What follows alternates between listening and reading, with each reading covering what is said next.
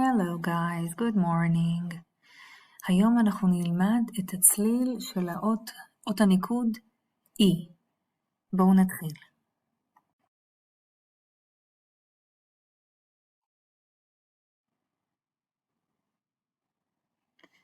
The letter is E. The sound, הצליל שלה is A.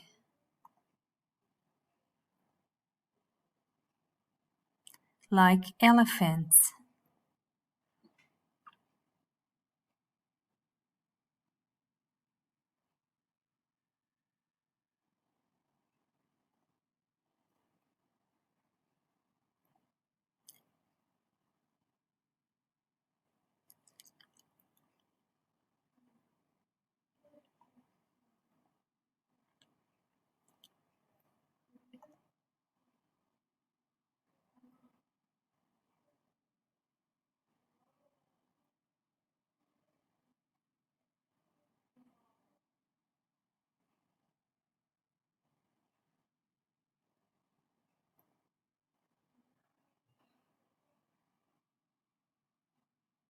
אוקיי, אז למדנו בעצם שהצליל של האות E הוא A, ובעזרת אות הניקוד הזאת אנחנו נקרא עכשיו את המילים ונעשה את הדף הבא.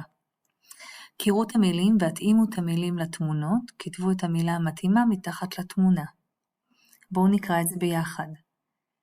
man, hen, pen, ten. men, גברים. hen, תרנגולת. pen, עט.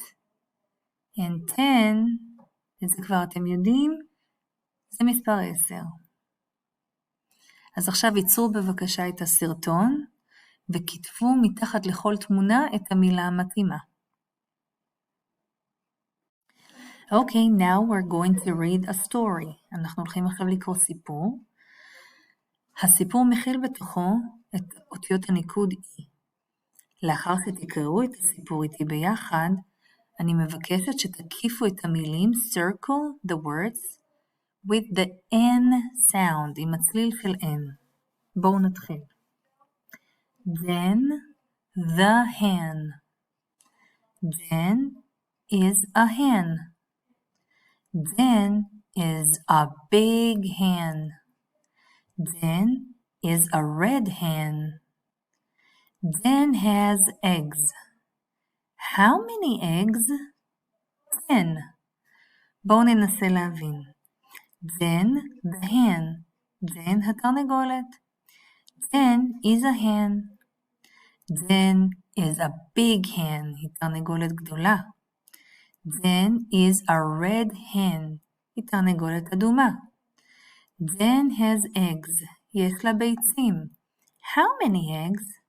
בואו נספור ביחד. Let's count them together.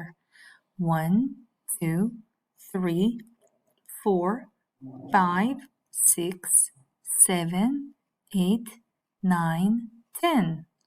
10. עכשיו אני מבקשת שתקראו את הסיפור הזה 3-4 פעמים עד שתקראו אותו באופן שוטף. Okay, now let's answer the questions. What is then? What means מה? מהי then? התשובה כתובה פה. What color is then? Color means צבע.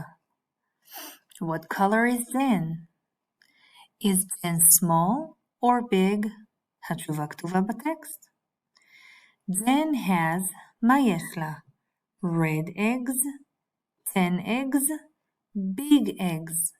אני מבקשת שתיקחו מרקר ואת התשובות של השאלות האלה בבקשה תמרקרו בטקסט. סיימתם הכל? בואו תקראו שוב את הטקסט. נתראה בטקסט הבא.